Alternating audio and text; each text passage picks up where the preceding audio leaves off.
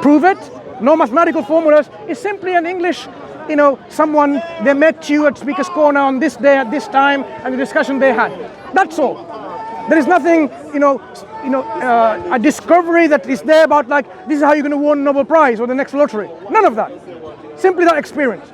At what point you'd say, you know what, I am not going to think that this is from a non-conscious agency, but in fact, it is most likely to me, it's from a conscious agency.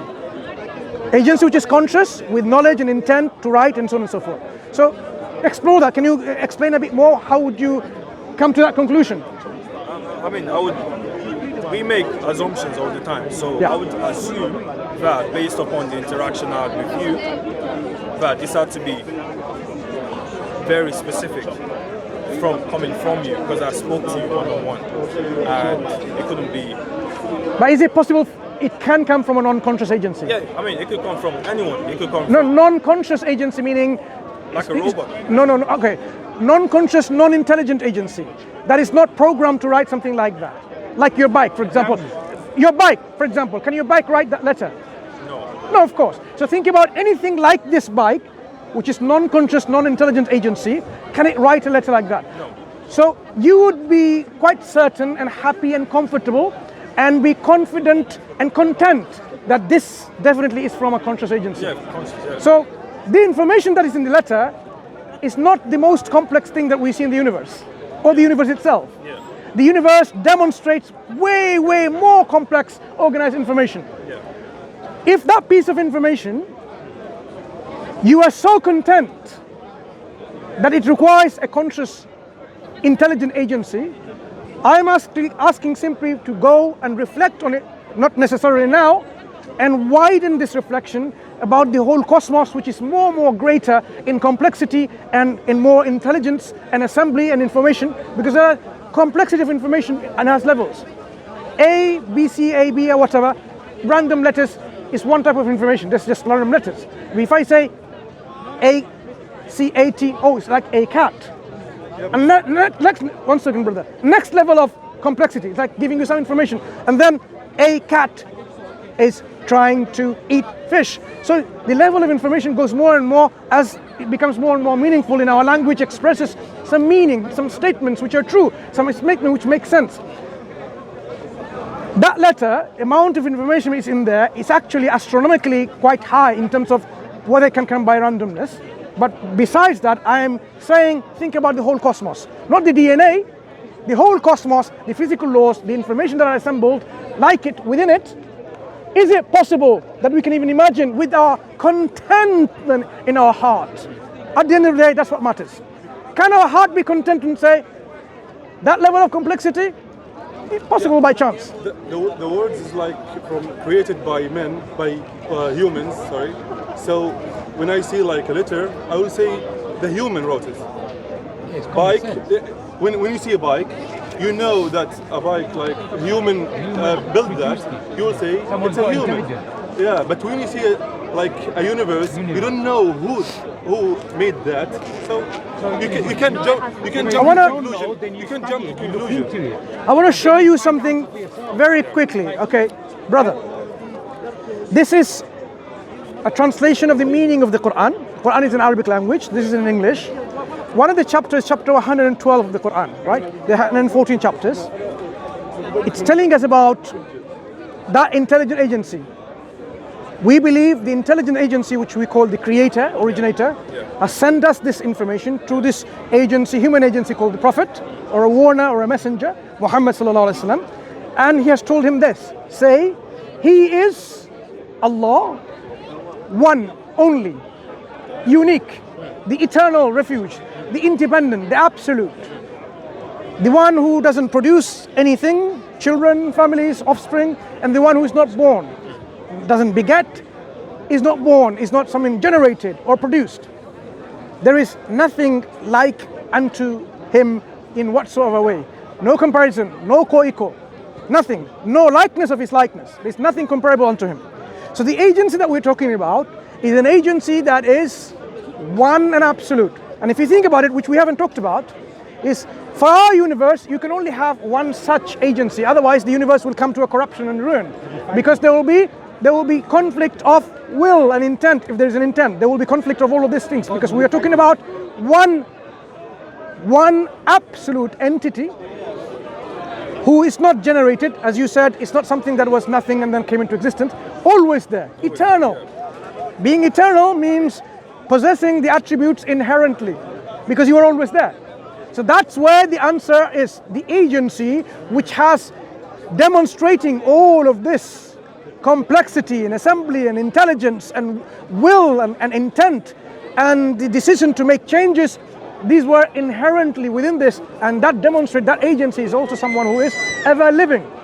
So not born, not giving birth, because there will be another one, or not producing or duplicating itself, and there's nothing like unto it. So this is how the Quran tells us what this is. Remember, we wanted to know, okay, if there's such a thing, what is the nature of that thing? The Quran, throughout this book, tells about the nature of this agency. So do you agree with what that Allah, the God, the Creator? Do you agree with what he said? No, I don't agree. That's my next point. Okay. So you made a claim that for this creator, there has to be, for the universe, which was created by this creator, all of the properties are already part of the creator. No, the creator must inherently possess all of the characteristics that is already demonstrative of our universe being here. For example, the creator must possess energy. Okay. The creator must possess knowledge. Okay. Because things which demonstrate knowledge in action, you have to have a knowledgeable agency already there to see. For example, a manufacturer which is knowledgeable, human beings or robots that are programmed by human beings, needs to be there for this bike to be here. Okay. So the creator must be possessor of intelligence and knowledge, must be possessor of power or energy, ability, and I also says intent, because without the intent, the level of complexity will not be demonstrable. So does the creator possess flesh? No. The creator is, he says already, there is nothing like unto this creator. Whatever you imagine, flesh, wood, plastic, human beings, trees, sun, moon, nothing. All of this is nothing comparable to the creator. So our creator of our universe, this existence, is unlike anything of this cosmos. So the creator comes from the creator. The creator who has characteristics, but it's not like this creation. The creator is different from the creation. The manufacturer of this, to give you an example, brother, if you don't mind. Yeah, please, thank you. This bike, we don't expect this bike to be a maker who is also look like a bike. Do you follow? We don't need to somehow automatically assume the one who made this bike must be like a bike. Possessing of metal and plastic and rubber and then all this grease and so on and so forth. We don't need to extrapolate that way. So our maker of our universe, the creator of our universe, doesn't have to be like this. In fact, the creator tells us it's not like it. And there is a reason for this. This creation, with all these properties that are within it, is limited, finite, and dependent. These are intervened properties and characteristics of our universe. The creator is not bound by this limitation and weakness and deficiencies. I call that deficiencies. The creator is unlike that, so that's why we say he's absolute. Absolute in all the characteristics. If the creator has knowledge, his knowledge is all knowledgeable. He knows everything, nothing is hidden. Not a leaf falls, he's aware of it. Not the darkest night and the darkest ant hiding under the darkest rock. The creator is aware of its movement. That is the level of the subtle knowledge that the creator has, as described by our Quran. And it makes sense, because the one who, Quran says, أَلَا يَعْلَمُ مَنْ خَلَقَ وَهُوَ اللَّطِيفُ الْخَبِيرُ. Would he then not know who created you? He's the most sublime, the subtle, the all-aware. Because the one who made this bike knows about this bike, about plastics and rubber. The one who knows about this universe, he knows all of that. Why would it not be all aware? So our creator has knowledge about all things and everything. That's what the Quran says. So the Quran is something that, I hope at least this is an introduction to you about the Islamic faith, in which our faith is not based on blind faith, but on reasoned analysis and conviction.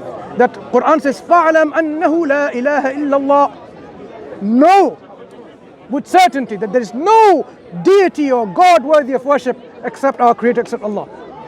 We have to have knowledge. So we can't just simply believe, we have to go through this process of elimination and rejection. There is no God worthy of worship. This is not God, you're not God, the tree is not God, this land is not God, nothing is God. The sun, the moon, planets, the black holes, nothing is God. Nothing is our Creator. Nothing is the originator of this universe except the one who made it, Allah. That is the negation and affirmation in Islam. When someone becomes a Muslim, this is the process we go through. That we say, La ilaha, no God or no deity worthy of worship, illallah, except Allah. So it's a rational conviction.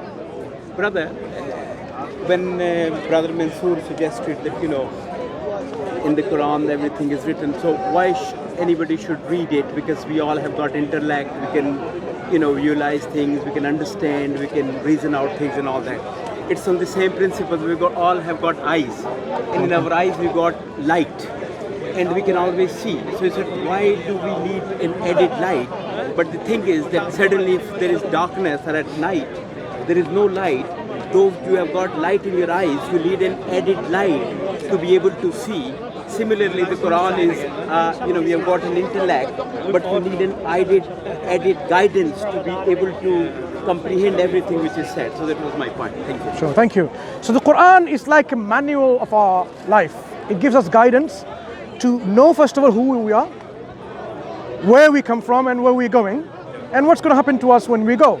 So, you see, often and not, you will see the liberal, capitalistic society that we're living in today doesn't want us to think about these existential questions. It is trying to say, you can study philosophy if you're interested, but leave that question. Enjoy. Eat this, dine here, wear this, go there, watch that. This all telling you, Time Out magazine, for example, or something like that, isn't it? It tells you, this is where you should go to enjoy yourself. This is what you should be eating. This is what you should be wearing. All of that. They're telling you to consume. This is called the religion of materialism. They want to preoccupy us with the materialistic life in which you are living your life of hedonism, where you know that you're going to die, but they don't want you to think that that's it. They want you to enjoy every moment of your life as it lasts, and don't worry about death. But they don't want us to tell this one thing, why you're here in the first place. All of that, this beautiful assembly that you are a human being, that you are, everything is assembled in particular order. Your heart is assembled in such a way differently than from your liver, differently than your kidneys, because the cells during the initial development of the embryo, the cells started migrating in groups, and they assembled to group to make this tissue. This programming is there. You didn't design it, your parents didn't design it. There was no blueprint for your parent. Your mom and dad said, what, these cells, we want them to go and recognize each other and settle there and make that tissue called the heart, the organ. None of that. This intelligent designed exhibition in your body, you must think, if all parts of our body has a set function. Now I want to really think about it. Set function. Agree with that. Are you saying your heart is there to see? Not my heart, but Okay, kidneys. Is your kidney there to hear? no. So That's not what I'm saying. So let's think about something. Your kidney there is specifically serving a function from the whole body. You haven't designed it, and you haven't set its purpose. Every single organ of your body has been established with a function. Our eyes with vision. I don't agree with that. So your eyes, what's the function of the eye? No, not the eye. So there's in biology, there's a thing called vestigial organs. Like what? Vestigial. Then I know. I studied biology too. Okay. So what is a vestigial organ? It's an organ that's not really. Give me an example. I would have to- The appendix. I'm not like, I didn't The appendix, right? Yeah. That's what they thought. I'm telling you, the reason people thought this is a vestigial is because they didn't know its function. Now we know the importance of the appendix in stress control. Yeah? The list of vestigial organs at one point was very long. But guess what happened to that list?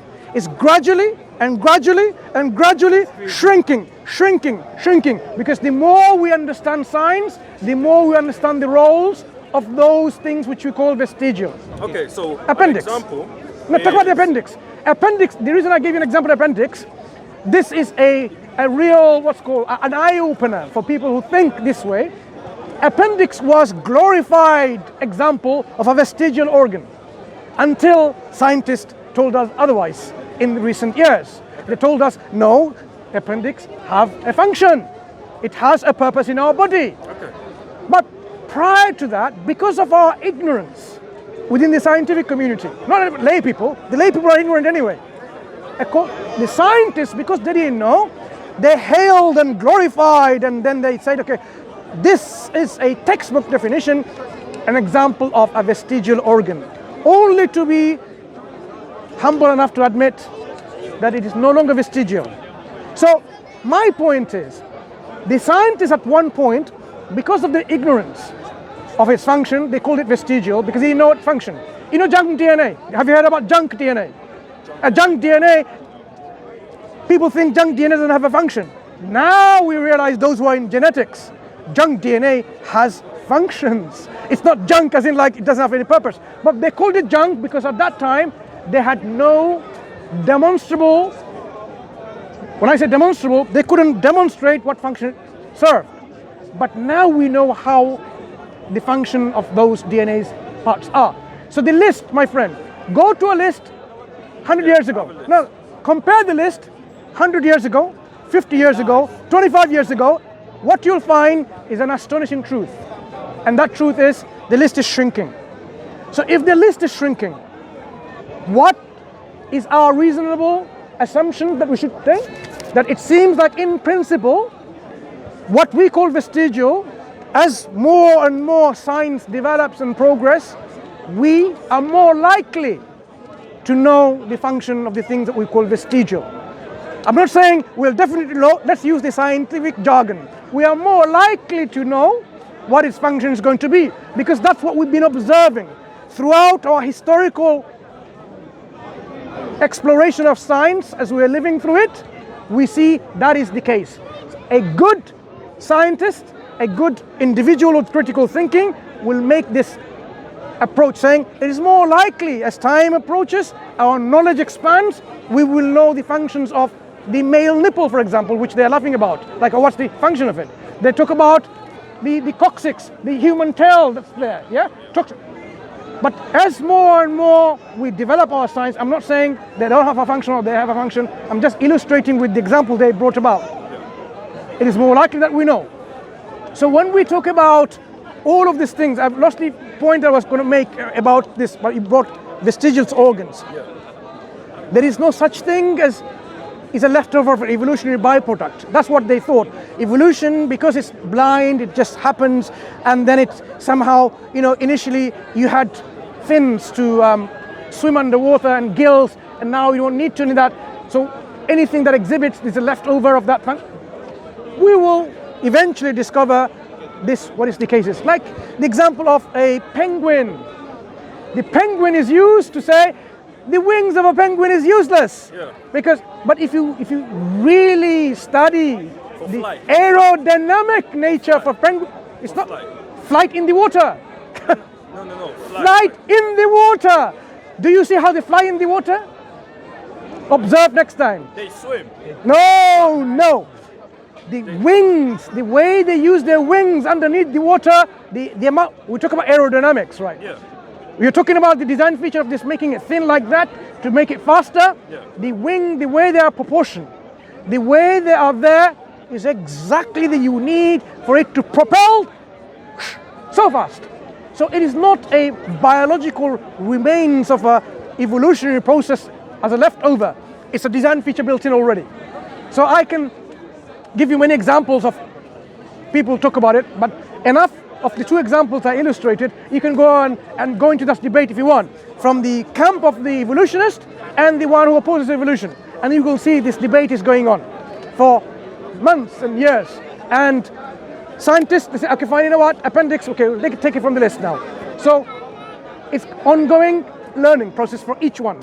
And the people who didn't know how to explain, they didn't say, okay, fine, you know what?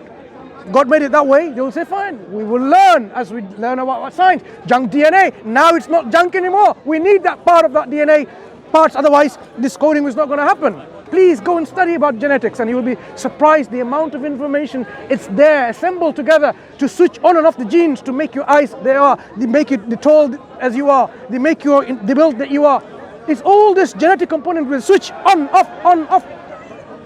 And yet we are supposed to believe that this all happened by just like that. So I want to leave you with this thought. I think we have talked about enough. The only thing that we were discussing about is agency, which is consciousness or not.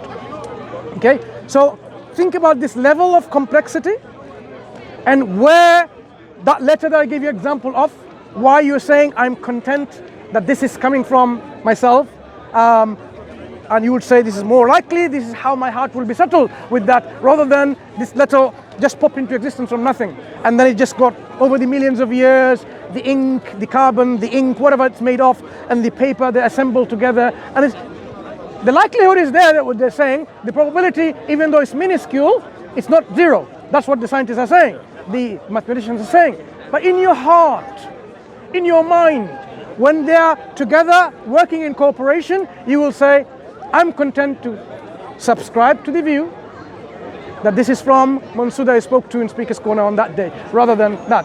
Likewise, you need to make that kind of subscription to the agency, whether it's conscious or unconscious, about the whole cosmos all around it. That is something that you have to do yourself. The digging, the critical thinking, the information analysis, you have to do yourself. What we were trying to do here as Muslims is awaken the spirit of critical thinking, awaken the spirit of the thinking outside the boundary of the social constraints by our media, telling you watch this movie and go into this matrix and that's it, be happy, and you think, yeah, everything is possible, maybe you don't exist. You'll be surprised how many hyper-skeptic individuals that I speak to in Speaker's Corner who even not sure whether they exist or not. You'll be surprised. You'll be surprised. Dawah-wise is mine and Hashim's channels. If you go and watch some of the videos, there's so many people who speak to. That's what the societal conditioning is. What we are saying is there are forces around here other than our own desires and our own thinking, which wants us to take away from the path of knowing the truth, being subservient to our Creator. And this is the agency of, like we call the unseen creations called the jinn, and Satan is one of them. And he doesn't want anyone to be successful in this life or the hereafter. He will show you and he will allure you all of these things and try to divert you and try to take your attention away from the reality of the existence, which is forever and forever, and always say, be preoccupied with this life and be happy, because why worry about all of that, because you're okay now.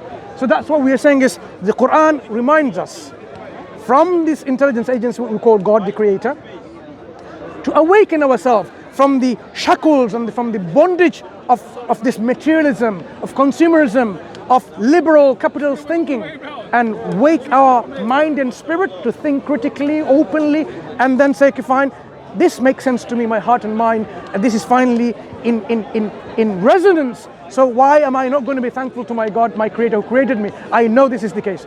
That decision has to come from you on your own particular decision that you make without being coerced, without being somehow forced, but something that you take in for your own self, willingly, sincerely, with the truth and love.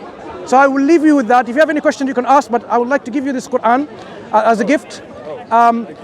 And read about it. There's various ways of reading it from the beginning to end. The Quran is not like a book which starts in the beginning and it ends and the end. You will find it quite different. So you can read it. You can read any chapter on its own. It's called a surah, 114 surahs. You can read. There are thematic unity. Each surah has a unique message. All the surahs you will see either this way, that way. They remind us about our God, our Creator. And there is also thematic, topical way of reading, like from the index, like God. Oh, let me learn about God, His unity and exclusiveness, His sovereignty and dominion. I want to know about His sight and hearing, His provision. I want to know about hellfire. Let me look into this. Okay, Day of resurrection, 248 means chapter 2, Surah 2, Ayah 48, meaning verse 48, chapter 2. And then you look into it and say, okay, this is what it says. So this you'll find is something that will help you as an information to, as I said, awaken your spirit, and you make the decision. If it's not from God, you don't have to believe in it. If it's from God, ask yourself, why am I not a Muslim? Whatever you're looking for, you will find it in there, inshallah. Allah always has whatever people are looking for. So sincerely look into it, and you'll find your answer. But you have to ask, look, guide me and find me the true path. Yeah, read it. What have you got to lose? Nothing. Yeah, of course. So we are all in unison in informing you that you need to seek information, expand knowledge and information. Did we ever say, yeah, just believe or you're going to go to hell? Did you ever hear from anyone else? It's not our Allah says. Because you know that we need to make our own informed choices and decisions. And that I'm positive you will do. And Islam asks us to ponder, think, look at the world. It tells us to rationally come to a conclusion of God. And just to recommend a channel that I recently got into, it's called Thought Adventure Podcast. Amazing. Oh my God. So there are 4 friends of ours, Sharif, Yusuf Ponders, there is Jake the Muslim metaphysician, and there is brother Abdul Rahman. 4 brothers. It's called Thought Adventure Podcast, and I would recommend it too. Why? Because they deal with this kind of questions, and they've invited Aaron Ra, for example, at one point on their channel, and Aaron Ra left with the understanding that there is a necessary being. That is the transformation that happened. So they're very intelligent, bright, far brighter than my humble self, and they will really argue with you, reason, and can discuss with them. So I'll show you which channel that is. Thought. Thank you for recommending that. They're amazing. I recently watched them, Ramadan just went by. Yeah. I got into them. It changed my perspective on Islam a lot. It's on Skype. So Thought Adventure Podcast. Okay. So this brother is brother Abdul Rahman, and you can see there's 3 others. So they are mainly concerned or engaging with academic scholarship, because that's where you can have meaningful exchange of someone who is sincere, someone who is within the field, so you exchange information to the level that is required, rather than speaking to Tom, Dick and Harry like myself, for example. You won't get that information. I won't be able to tell you about for example, the philosophical issues on this, or the arguments for and against, but they will certainly. So please go and listen to them. And our channel, myself, is Dawah Wise. So if you want to, go and have a look at the other discussions we had with many other free thinkers and humanists, agnostics and atheists, just to awaken the mind so that they can make up on their mind. I mean, we don't force anyone to become a Muslim, but it's our hope and our desire and our wish that you become a Muslim, that you save yourself from the punishment, because God created us for a purpose, to do the will of God, and He promised us that if you do that, then He will give you paradise, which is eternal bliss and joy and happiness and tranquility and contentment. And if you disobey and reject Him because with arrogance and stubbornness, knowing the truth, not like someone didn't know, but knowing the truth, and you reject it arrogantly with stubbornness, then He has placed them in a place called hellfire, which will be the final and eternal abode, punishment. So we want no one to go there. We don't want anyone. We don't want you, me, to go into hellfire to be burnt and punished and be suffered in the punishment forever and forever. We want good of every human being. All we can do is share the message of Islam to you, and you make your decision, because at the end of the day, you will be responsible for your own actions and your own belief and your own choice. Yeah. So it was a pleasure speaking to you, Michael. We hope to meet again, perhaps, and one day we meet again, you as a Muslim. You take care. We'll do that. Okay? You take care. Okay. Islam. I just came from Germany just to see you. Just one moment. If I can leave away. Is there any more? Mansur. Assalamu alaikum. One second. I'm fine, alhamdulillah. Where are the people? I'm Mansur. Mansur. So you see, look how people, the cameraman, you know. Don't worry, brother. Okay. How are you going? Is there any more? Any more anywhere? Yes, Oh. many more.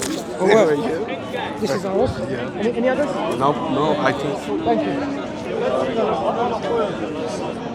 My wife believes. Your wife believes in God. Where are you from?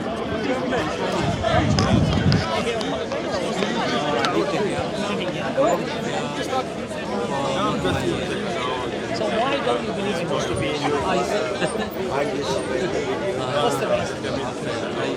My wife is a priest.